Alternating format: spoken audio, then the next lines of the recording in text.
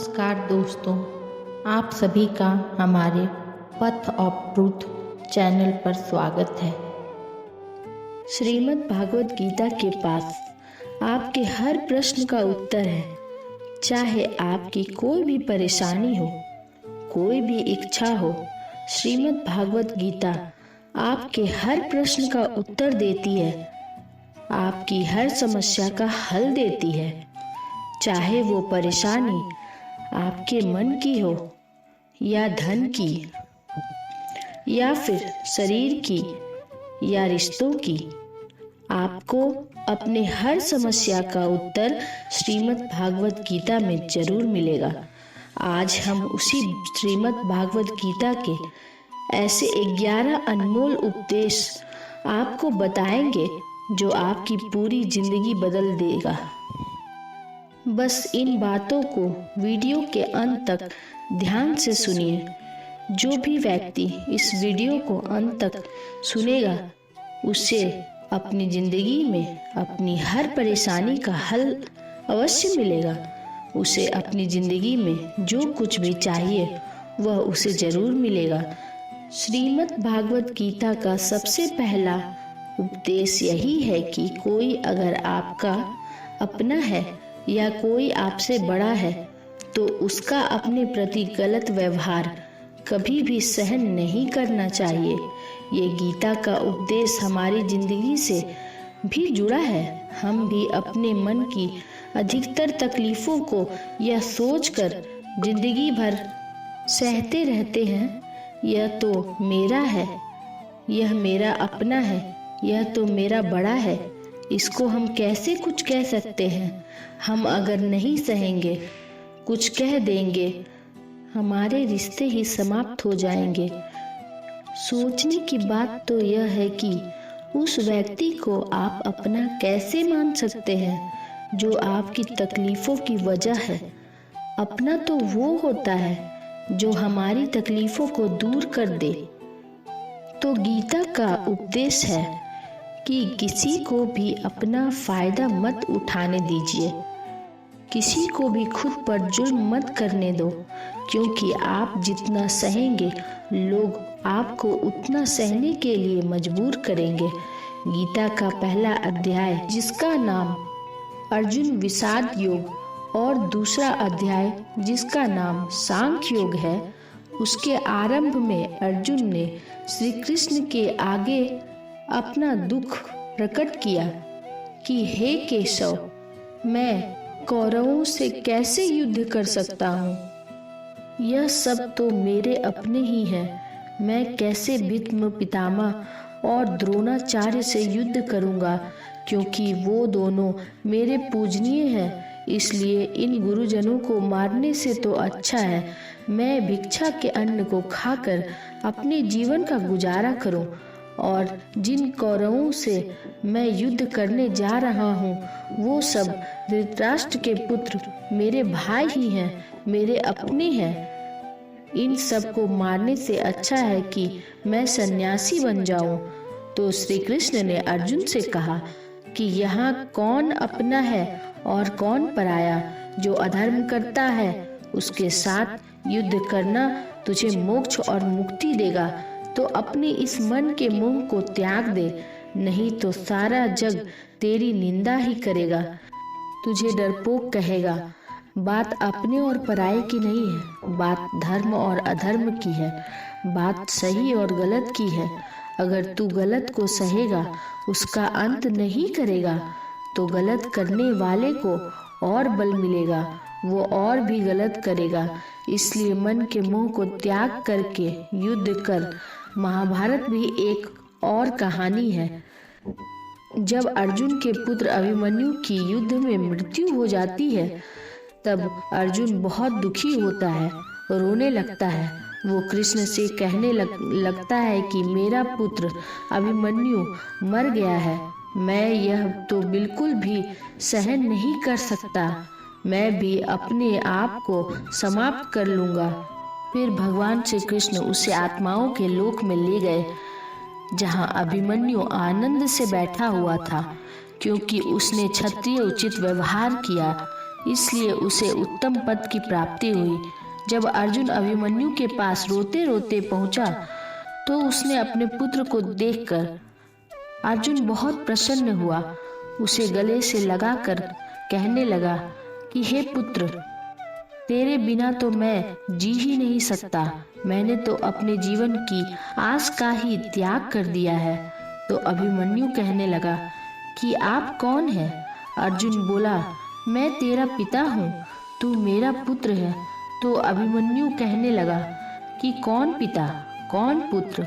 मेरे हजारों जन्म हुए हैं, इसी जन्म में आप मेरे पिता बनते हैं और किसी जन्म में मैं आपका पिता बनता हूँ। आत्मा का ना कोई माता होता है ना कोई पिता होता है। जब अर्जुन ने देखा कि मेरा पुत्र मुझे पहचान भी नहीं रहा तो उसका सारा मोह खत्म हो गया। इसलिए गीता के इस उपदेश को ठीक से समझ लो कि यहाँ कोई अपना पराया नहीं है। जो बुरे वक्त में, तकलीफ के वक्त में मेरा साथ दे, सिर्फ वही हमारा अपना है, बाकी सब पराए हैं। गीता का दूसरा उद्देश्य है कि जो चला गया कभी उसका दुख मत करो और जो आने वाला है उसकी बिल्कुल भी चिंता मत करो। जब महाभारत का युद्ध चल रहा था तब अर्जुन ने श्री कृष्ण से कहा कि अगर यह युद्ध हुआ तो करोड़ों लोग मारे जाएंगे। जो सैनिक और योद्धा इस युद्ध में मारे जाएंगे उनकी स्त्रियों का क्या होगा? समाज कैसे आगे बढ़ेगा? और भी बहुत सी बातें अर्जुन ने विस्तार से कही। तो श्री कृष्ण बोले, हे अर्जुन, तू बड़ी बड़ी ज्ञान की बातें करता है, लेकिन जो सच में ज्ञानी होते हैं वो लोग जो मर चुके हैं, जो जा चुके हैं या एक दिन जाने वाले हैं, उनकी चिंता नहीं करता, उसका दुख नहीं करता। तेरे हाथ में कुछ भी नहीं है तो चाहकर भी तू कुछ भी कंट्रोल नहीं कर सकता। जीवन और मरण यह तो प्रकृति की नियति है। इसलिए जो ज्ञानी होते हैं वो किसी के मरने पर भी नहीं रोते। ज्ञानी जन ना ही बीते हुए कल का शोक करते हैं और ना ही आने वाले कल की चिंता करते हैं। इसलिए जो होने वाला है वह होकर ही रहता है और जो नहीं होने वाला वह कभी नहीं होगा। ऐसा निश्चय जिसको समझ में आ जाता है, जिसकी बुद्धि में आ जाता है, उसे कभी कोई चिंता नहीं सताती, कोई दुख नहीं सताता। हमारे सारे दुखों का कारण ही यही है। या तो हम जो वक्त गुजर चुका है उसे सोचकर परेशान होते रहते हैं, या भविष्य की चिंता करके खुद को बीमार कर लेते हैं, नष्ट कर देते हैं। गीता का ज्ञान हमें यही सिखाता है कि ना तो हम बीता हुआ कल बदल सकते हैं और ना ही आने वाला कल पर हमारा कोई कंट्रोल हो सकता है। हमारे हाथ में सिर्फ वर्तमान है, सिर्फ आज का ही पल है। हमारा 99% तनाव हमारी चिंताएं भूतकाल और भविष्यकाल के बारे में सोचते रहने से होता है। हम हमेशा उसी में ही जीते रहते हैं, मगर वर्तमान में कभी नहीं जीते, इस पल को कभी नहीं जीते। जब आप वर्तमान का पूरा आनंद लेना सीख जाओगे तभी आपकी जिंदगी में तनाव कम होगा, चिंताएं खत्म होंगी। वर्तमान में जीना एक बहुत बड़ी उपलब्धि है। हमारे हाथ में सिर्फ आज का ही पल है। हमें जो भी करना है आज ही करना है। कभी भी यह सोचकर समय को नष्ट नहीं करना चाहिए कि अभी मेरे पास बहुत समय बचा है। एक गुरुजी ने अपने एक शिष्य को पारस का पत्थर दिया। वो शिष्य बहुत आलसी था, हर काम को कल पर टाल देता था। तो गुरुजी ने उससे कहा कि मैं तुझे यह पारस पत्थर दे रहा हूँ। इस पारस पत्थर से जब तू लोहे को स्पर्श कराएगा तो वो लोहा स्वर्ण बन जाएगा, सोना बन जाएगा। और यह पारस पत्थर मैं तुझे 1 महीने के लिए दे रहा हूँ। जब 1 महीना समाप्त हो जाएगा तब मैं तुझसे यह पत्थर वापस ले लूँगा। तब तक तू इसे अपने पास ही रख। गुरुजी का वो शिष्य बाजार में लोहा खरीदने के लिए गया। तो जब बाजार में वह लोहा खरीदने पहुंचा तो उसे लोहे का रेट बहुत महंगा लगा। उसने कहा, थोड़े दिन रुक कर ले लूँगा जब लोहे का रेट कम हो जाएगा। पर उसकी बुद्धि में यह बिल्कुल नहीं आया कि इस लोहे को मैं सोना बनाकर बहुत अधिक धन बना सकता हूँ। लेकिन उसके मन की सुस्ती, उसके मन का आलस्य, उसकी वजह से उसने उस काम को कल पर टाल दिया। ऐसे ही करते करते पूरा महीना समाप्त हो गया। फिर गुरुजी उस शिष्य के पास आ पहुँचे कि बताओ तुमने कितना सोना बनाया। शिष्य बोला कि मैं तो अभी सोना बनाना शुरू भी नहीं किया। गुरुजी ने कहा मुझे मेरा पारस पत्थर वापस चाहिए। शिष्य बोला कि नहीं, मुझे थोड़ा वक्त दीजिए, मैं थोड़ा सोना बनाना चाहता हूँ। गुरुजी ने कहा कि पारस पत्थर पूरा 1 महीना तेरे पास था परंतु कुछ नहीं कर पाया। लेकिन अब समय समाप्त हो चुका है। ऐसे ही यह हमारा जीवन है, हमारी जिंदगी है और समय ही हमारा पारस पत्थर है। हम समय के एक एक पल से अपने जीवन को सोना बना सकते हैं। लेकिन हमें यह लगता है कि हमारे पास बहुत समय बचा है, एक दिन जिंदगी को जी लेंगे, एक दिन जिंदगी में खुश हो जाएंगे। लेकिन वो दिन कभी नहीं आता है और हम जिंदगी भर भागते रहते हैं, चिंता करते रहते हैं। जिंदगी को जीना, खुश रहना हम भूल जाते हैं। इसलिए गीता का ज्ञान हमें यह सिखाता है कि आप आज में जीना सीखो, इस पल में जीना सीखिए। गीता का तीसरा उपदेश है कि मौत से डरना बिल्कुल व्यर्थ है। श्री कृष्ण ने गीता में कहा है, यह संसार मृत्यु लोक है, जिसका भी जन्म हुआ है वो एक दिन जरूर मर जाएगा। जिसका आरंभ हुआ है उसका अंत अवश्य होगा। हम इसे रोक नहीं सकते। जैसे हम हर रोज कपड़े बदलते हैं, वैसे ही हमारी आत्मा नया शरीर धारण करती है। मृत्यु सिर्फ इस जीवन का एक नया आरंभ है, इस जीवन का अंत नहीं है। आत्मा कभी नहीं मर सकती और ना ही उसे कोई मार सकता है। लेकिन मौत का डर मनुष्य को सबसे ज्यादा लगता रहता है। मौत का दुख भी इंसान को सबसे ज्यादा होता है। एक पेड़ में 2 पक्षी का जोड़ा रहता था। उन दोनों को एक दूसरे से बहुत प्रेम था। उन्होंने साथ जीने मरने की कस्में खाई थी। एक दिन वहां एक शिकारी आया और उसने तीर चलाकर वहां पेड़ पर बैठे मादा पक्षी को मार दिया। तो वो अकेला नर पक्षी रोने लगा कि मैं तुम्हारे बिना कैसे जी पाऊंगा। तुम्हारी जगह मेरी मृत्यु हो जाती, मेरा जीवन तुमको मिल जाता। वो रो रो कर विलाप करने लगा। इतने में ही उस शिकारी ने दूसरा तीर चलाया और उस नर पक्षी को भी मार दिया। वास्तविकता में यह कहानी हमारी ही है।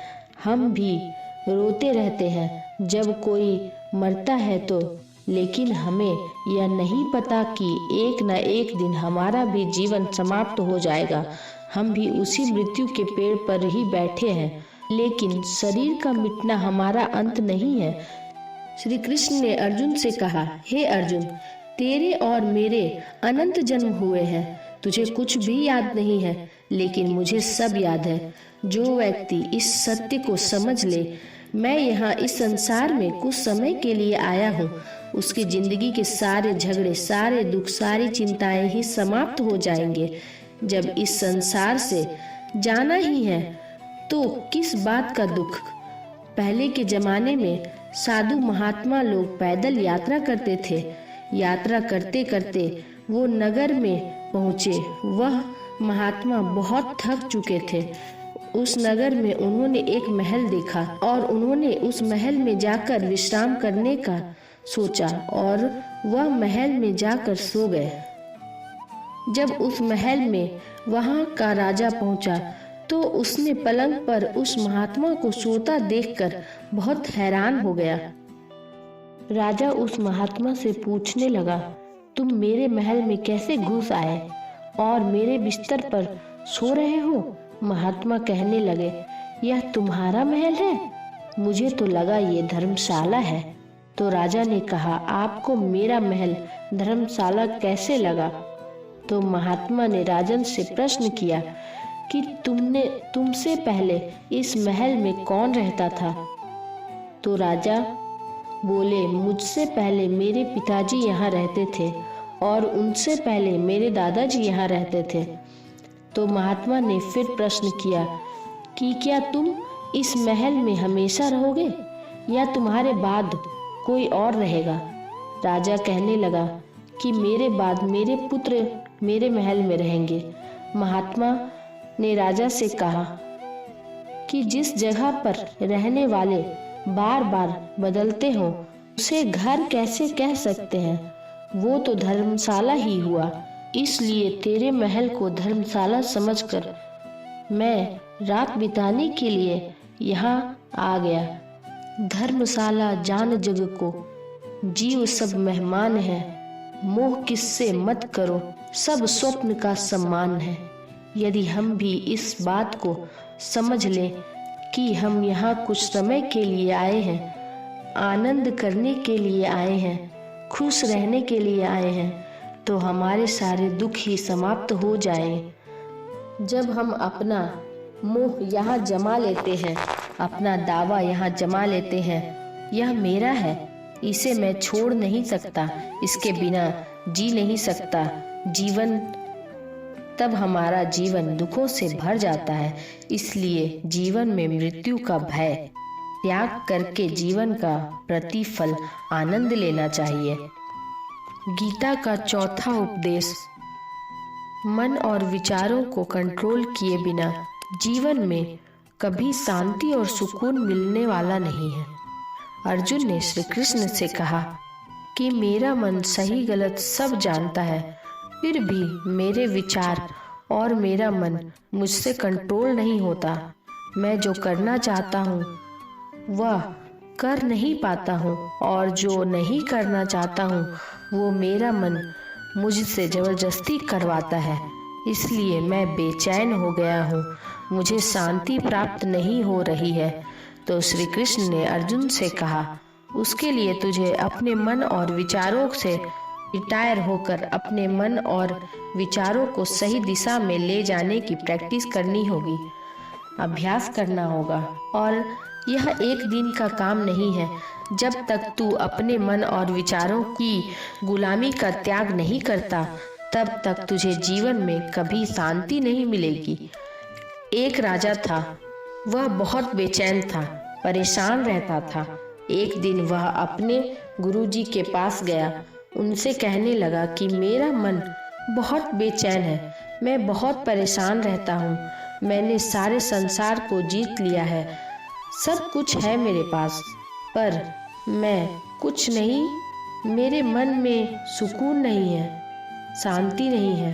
गुरुजी ने राजा से कहा कि तुम्हारे नगर में अगर कोई ऐसा व्यक्ति है जिसने सुकून को प्राप्त कर लिया है, शांति को प्राप्त कर लिया है, तो उसका एक बार कुर्ता पहन लो, तो तुम्हारे जीवन में भी शांति आ जाएगी। राजा बहुत प्रसन्न हो गया कि यह तो बहुत आसान काम है। वह अपने राजमहल में आया और राज्यसभा में सबसे कहने लगा कि आप लोग में से जो भी शांति को प्राप्त कर चुका हो, सुकून को प्राप्त कर चुका हो, वह अपना कुर्ता मुझे दे दे। वह बदले में जितना भी धन मांगेगा मैं उसे दे दूंगा। सब लोग एक दूसरे का मुंह देखने लगे। पैसे का लालच आया, लेकिन सबको एक दूसरे की सच्चाई पता थी, क्योंकि किसी की जिंदगी में शांति और सुकून नहीं था। सब अपना सर झुकाकर वहां पर खड़े रहे। फिर राजा ने पूरे नगर में ढिंढोरा पिटवा दिया कि जिसे भी शांति प्राप्त हो चुकी हो, सुकून प्राप्त हो चुका हो, वो मेरे पास आकर अपना कुर्ता दे दे, और वह जितना कहेगा उतना धन उसे प्राप्त हो जाएगा। लेकिन एक भी व्यक्ति ऐसा नहीं मिला जिसे शांति प्राप्त हो चुकी हो। वास्तविकता में जब कोई मरता है तब हम कहते हैं कि फलना व्यक्ति आज शांत हो गया। कभी किसी जिंदा इंसान के लिए नहीं सुना होगा कि एक जीता जागता इंसान शांत हो गया है। राजा के सैनिक पूरे शहर में घूमते रहे। फिर उन्हें एक पेड़ के नीचे एक महात्मा तपस्या करता हुआ दिखा। उनके चेहरे पर एक शांति, सुकून था। उस सैनिक ने महात्मा के पास आकर पूछा कि क्या आपने शांति प्राप्त कर ली है, सुकून प्राप्त कर लिया है? तो महात्मा ने कहा, मैं पूरी तरह से शांत हूँ। तो सैनिक उसे राजा के पास ले आए। राजा ने उस महात्मा से प्रश्न किया कि क्या आपको शांति और सुकून प्राप्त हो चुका है? महात्मा कहने लगे, महाराज, मैं पूरी तरह से शांत हूँ। मुझे कोई लालच नहीं है, मुझे किसी चीज की चिंता नहीं है, मुझे कोई इच्छा नहीं है। तो राजा भी बहुत प्रसन्न हो गए कि आखिर वो व्यक्ति मिल ही गया जिसे शांति की प्राप्ति हो चुकी है, जिसे सुकून की प्राप्ति हो चुकी है। तो राजा उस महात्मा से कहने लगे, हे महात्मा, आप कृपया करके अपना कुर्ता मुझे दे दीजिए। बदले में आप जो मांगेंगे मैं आपको दे दूंगा।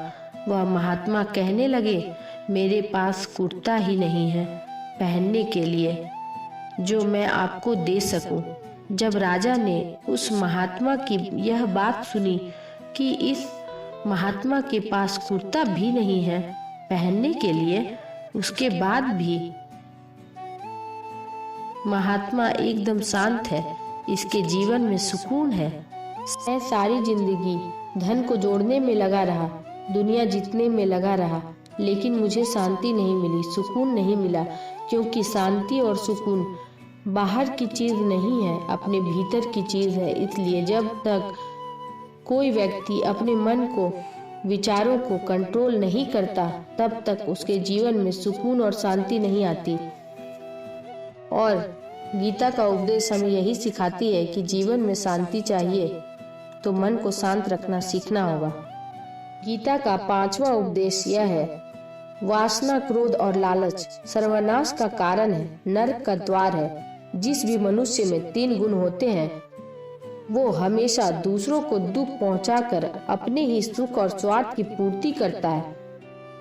किसी भी चीज को इच्छा ज्यादा, वासना और क्रोध स्वभाव होना और मन में लालच होना इसके जीवन में सुख को समाप्त कर देते हैं, उसके सारे रिश्तों में जहर भर देते हैं। इन्हें नरक का द्वार इसलिए कहा गया है। लेकिन जिस इंसान में अत्यधिक क्रोध, लालच और वासना है, उसका पूरा जीवन जहर से भर जाता है। उसको मरने के बाद नहीं, जीते जी यहीं पर नरक का दर्शन हो जाता है।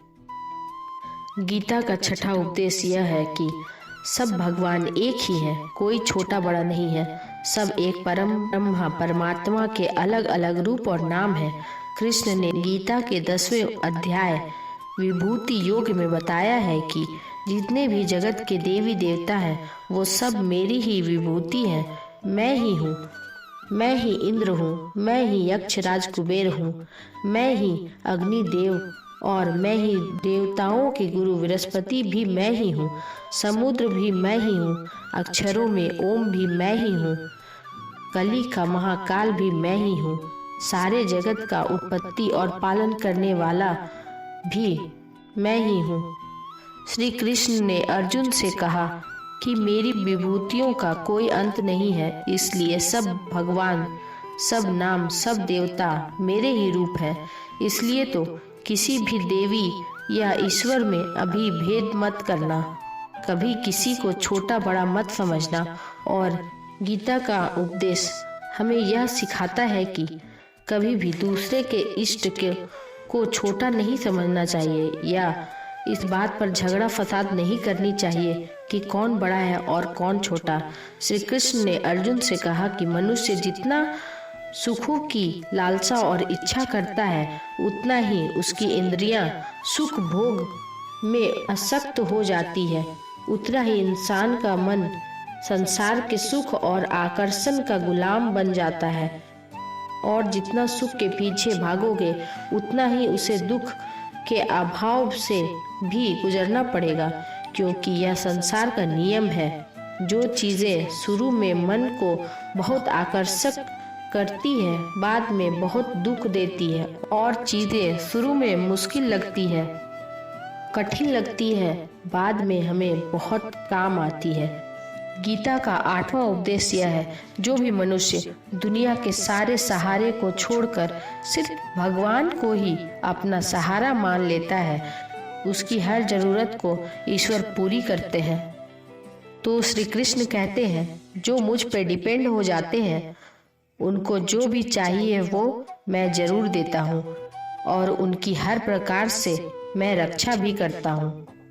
गीता का 9वां उपदेश यह है, इस संसार में हमारा कुछ भी नहीं है।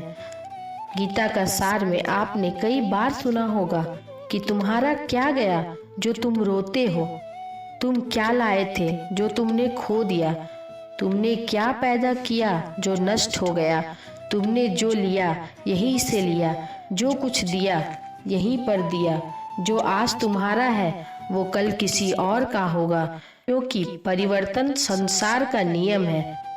कल तक जिसके बिना जी नहीं सकते थे, आज उनसे कोई रिश्ता ही नहीं है, बातचीत तक नहीं है। कहाँ गए वो जीवन भर के सारे रिश्ते, वो सारे मित्र जो साथ जीने मरने की बातें करते थे, आज पता भी नहीं कि वो लोग कहाँ चले गए। इस संसार परिवर्तनशील है, सब लोग यहाँ बदल जाते हैं और रिश्ता भी बदल जाता है। और तो और यह हमारा शरीर में हर दिन बदल रहा है, बचपन से जवानी, जवानी से बुढ़ापा, और एक दिन यह शरीर हमारा साथ छोड़ देता है। तो किसके लिए रोना और इसकी चिंता करना। हम सारी जिंदगी चीज़ों को, रिश्तों को, जिंदगी को बनाने में, सजाने में, संवारने में लगे रहते हैं, लेकिन एक दिन सब कुछ बिखर जाता है। सारी जिंदगी जिस संपत्ति, जिस रिश्ते के लिए हम लड़ते रहते हैं, एक दिन सब कुछ छोड़ करके हमें इस दुनिया से जाना पड़ता है। गीता का 10वां उपदेश हमें यह सिखाता है कि किसी से भी ज्यादा मोह नहीं करना चाहिए। श्री कृष्ण ने गीता का पूरा ज्ञान ही अर्जुन के मोह को नष्ट करने के लिए कहा है। ये मोह ही है जो इंसान को सबसे ज्यादा रुलाता है। वह इतना बलवान है, शेर जैसा इंसान को भी गीदड़ बना देता है। जो अर्जुन युद्ध में देवताओं से भी जीत गया, पर अपने रिश्तेदारों को युद्ध में देखकर उसका हाथ कांपने लगा। वो बोला, हे केशव, मेरे हाथ में धनुष चलाने की ताकत नहीं है, मेरे हाथ कांप रहे हैं, मैं युद्ध नहीं कर पाऊंगा। मोह इतना पेनफुल होता है, इसकी पीड़ा न सहने के कारण कई लोग अपनी जिंदगी खत्म कर देते हैं, आत्महत्या तक कर लेते हैं। उस व्यक्ति के बिना हम जी नहीं सकते। जीवन में किसी से भी हद से ज्यादा मोह करोगे तो जीवन भर पीड़ा का ही सामना करना पड़ेगा। जो व्यक्ति अपने मोह से बाहर नहीं आता, उसका सब कुछ छीन जाता है, उसकी सारी खुशियां खत्म हो जाती है। इसलिए गीता का ज्ञान बार बार यही कहता है, यही सिखाता है, अपने मन के मोह को त्याग करके आप बलवान बनो, बुद्धिमान बनो, सत्य के दर्शन करो कि वास्तविकता क्या है। क्योंकि हमारा मन हमें हमेशा झूठ दिखाता है, झूठ पर विश्वास दिलाता है और दिल में झूठी उम्मीदें जगाता है, और यही हमारे दुखों का सबसे बड़ा कारण है। हम ही मोह कर लेते हैं, हम ही लोगों से उम्मीदें लगा बैठते हैं, पर वास्तविकता बिल्कुल अलग होती है। जो लोग वैसे नहीं होते जैसे हम मान लेते हैं, समझ लेते हैं, क्योंकि मोह के कारण हमें सच्चाई नहीं दिखती, लोगों का असली चेहरा नहीं दिखता। इसलिए गीता का उपदेश हमें यह सिखाता है, जीवन में अगर आनंद और प्रसन्नता से रहना है तो किसी से भी हद से ज्यादा मोह कभी मत करना।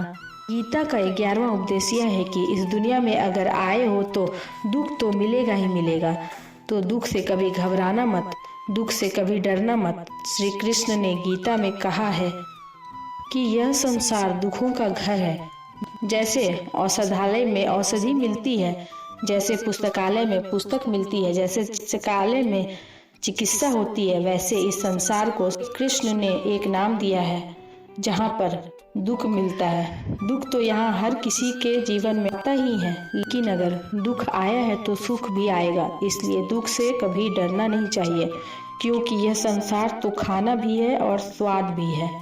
स्वाद का मतलब यही होता है, यहाँ परमानेंट कुछ भी नहीं है, यहाँ सब कुछ बदल जाता है। दुख सुख में बदल जाता है और सुख दुख में बदल जाता है। सम्मान अपमान में और अपमान सम्मान में बदल जाता है। उसी दर्द और दुख खुशी में कभी भी बदल जाती है।